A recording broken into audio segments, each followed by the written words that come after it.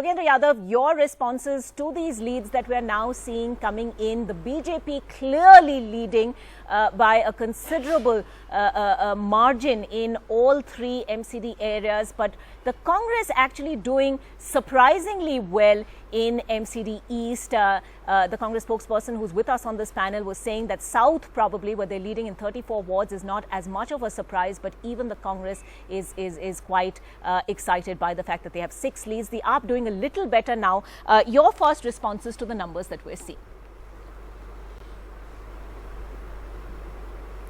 Broadly conforming to the big picture that exit polls had given, which is to say BJP headed for a big victory, and let's face it, it's because the people of Delhi wanted so, not because there is anything hidden in the EVM software or anything of that kind. Number 2, it has almost nothing to do with the performance of MCD. As everyone in Delhi knows, if MCD performance were to be the criteria, BJP would struggle to get a single seat in Delhi.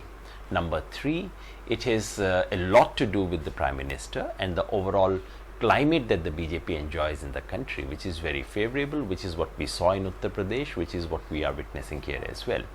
And number 4, it is not only about the Prime Minister, because in 2015 as well, Mr. Modi enjoyed a considerable wave in the country. Remember, in 2015 he had come out not only after a Lok Sabha election but also massive victories in Maharashtra and Haryana, and at the end of it he lost Delhi.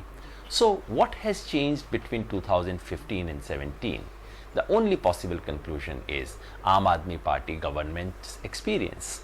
And it seems to me that in the last instance, what mattered to people was not so much their disappointment with MCD, which was writ large, but their anger with the Aam Aadmi Party government. So we have seen a strange election in which people go out ostensibly to vote for councillors, but they end up rejecting the CM and end up electing a PM.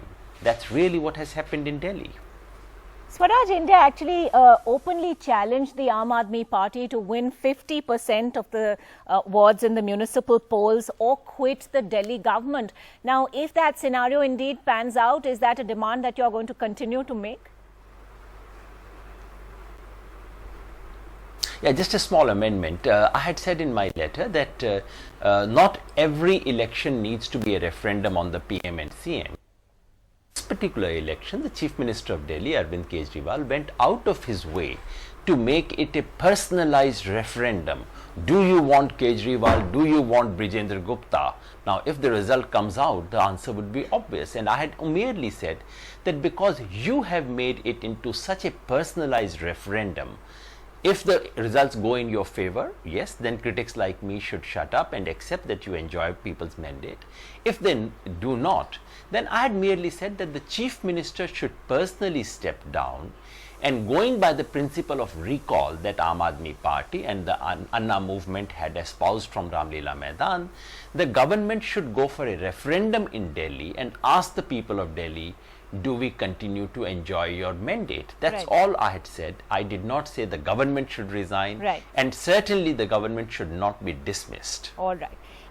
You will have done your own assessments, Swaraj India, a debutant in these elections. Are you hoping to open your account? You know, what is your own assessment? And regardless of what happens in this civic election, is Swaraj India now here to stay? This is a starting point for Swaraj India. This was not our election to, make big gains, big seats and so on. This was a foundational election. We said so. I'm not saying it now. We've said it through the election. It's a foundational election for us. And the most important thing was, have we laid the foundations good? And I feel proud of the fact that we focused on the real agenda of elections, which is sanitation, which was not Kashmir or nationalism. Number 2, we gave tickets to women candidates, 19 women candidates on general seats. I don't know if other parties have done it. Number 3, we were the first party to create an integrity committee to check our candidates. And number 4, we are the only party in the country which has put up all its donations on the website.